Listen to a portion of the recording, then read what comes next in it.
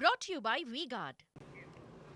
તો વિવિધ જે એજન્સીઓએ પોતાના એક્ઝિટ પોલના આંકડા સામે આવ્યા છે તેને લઈને એક જનરલ સિનારીઓ જે સામે આવી રહ્યો છે પોલ આપણે જોઈ લીધો કે એવરેજ 350 જે બેઠકો છે તે એનડીએ મેળવી રહ્યું છે પણ સીએનએક્સ જે આખરે એનડીએને 401 બેઠક સુધીનું આકલન કરી રહ્યા છે। આ ઉપરાંત ઇન્ડિયા ગઠબંધન 109 અને 139 બેઠકોનું આકલન આપી રહ્યા છે અને આ તમામની અંદર સીએનએક્સ 400 પાર જો એનડીએને બેઠક આપી રહ્યા છે તો તેવા માત્ર 3 એવા એજન્સી છે કે જે 400 પારની બેઠકો આપી રહ્યા છે। બિલકુલ અને ટીવી9 નું એક્ઝિટ પોલ શું કહી રહ્યું છે આંકડા પણ ટીવી સ્ક્રીન પર છે આપની સામે। એનડીએ 346 બેઠકો મેળવી શકે છે, ઇન્ડિયાને 162 અને અધરના ફાળે 35 બેઠકો છે એ જઈ શકે છે। ટીવી9 ના એક્ઝિટ પોલનું આંકલન છે। આ સાથે ટુડે ચાણક્યની જો વાત કરવામાં આવે તો તેમાં પણ 400 ને પાર જે ભાજપનો લક્ષ્યાંક છે, એનડીએનો લક્ષ્યાંક છે હાંસલ થતો દેખાઈ રહ્યો છે। 385 થી 415 એનડીએને મળી રહી છે, ઇન્ડિયાને 96 થી લઈને 118 અને અધર્સના ફાળે 27 થી 45 બેઠકો છે એ જઈ રહી છે।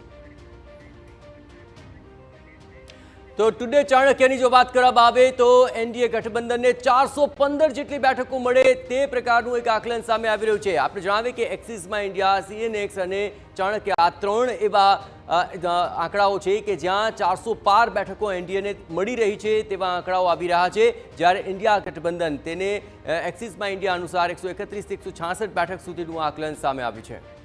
બિલકુલ ને જયેશ, આ સાથે ઇન્ડિયા ન્યૂઝની જો વાત કરવામાં આવે તો એનું જે આંકલન કહી રહ્યું છે એનડીએને 371 સીટો મળી રહી છે, બેઠક મળી રહી છે, જ્યારે ઇન્ડિયાને 125 ને અધરના ફાળે 47 બેઠકો છે એ જઈ રહી છે। ઇન્ડિયા ન્યૂઝનું આંકલન છે ટીવી સ્ક્રીન પર એ તમામ પાર્ટીઝને કેટલી સીટો બેઠકો મળી રહી છે એ આપ જોઈ શકો છો। એટલે કે ભાજપ ક્લીન સ્વીપ કરી રહ્યું છે તેવું તો આ આંકડાઓ દર્શાવી રહ્યા છે।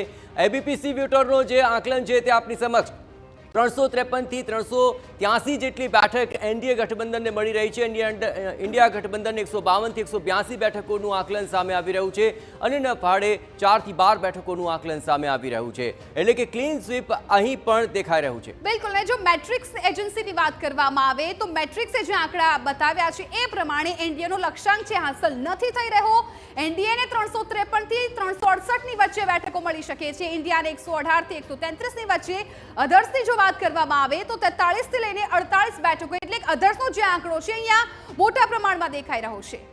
જન કી બાતની વાત કરીએ 362 થી 392 બેઠક એનડીએને અને 118 થી 133 બેઠકો ઇન્ડિયા ગઠબંધનને મળી રહી છે અને ફાળે 43 થી 48 બેઠકોનું છે અનુમાન।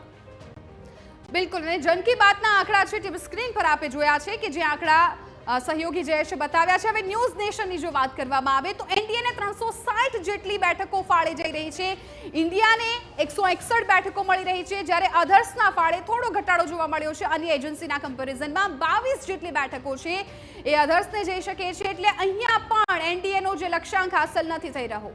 અને ઇટીજીના આંકડા કહી રહ્યા છે એનડીએને 358 બેઠક મળી રહી છે, જ્યારે ઇન્ડિયા ગઠબંધન 152, અધરને 33 બેઠકો મળી રહી છે, એટલે કે અહીં પણ 300-350 ની પાર જે આંકડાઓ આવી રહ્યા છે તેવો એક જનરલ જે પોલ આવી રહ્યો છે તેમાં આ આંકડા પણ અત્યંત મહત્વપૂર્ણ છે। તો ઇટીજીનું આ આકલન છે 358 બેઠકો એનડીએને। બિલકુલ અને ન્યૂઝ 18 ની વાત કરીએ તો ન્યૂઝ 18 નું આકલન છે પણ ટીવી સ્ક્રીન પર છે, એનડીએને 335 થી લઈને 370 જેટલી બેઠકો મળી શકે છે, ઇન્ડિયા ગઠબંધનને 125 થી 140 જેટલી બેઠકો મળી રહી છે, અધર્સના ફાળે સૌથી વધુ આંકડો અહીંયા જોવા મળી રહ્યો છે, 42 થી લઈને 22 જેટલી બેઠકો અધર્સના ફાળે જઈ રહી છે। ન્યૂઝ 18 એજન્સીનું આંકલન છે અને પીએમઆરક્યુ તે કહી રહ્યું છે કે એનડીએને મળી રહી છે 359 બેઠકો, જ્યારે ઇન્ડિયા ગઠબંધનને 154, અધરના ભાગે આવી રહી છે 30 બેઠકો।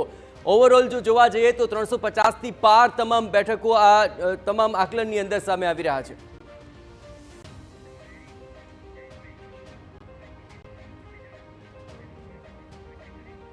Brought to you by V-Guard.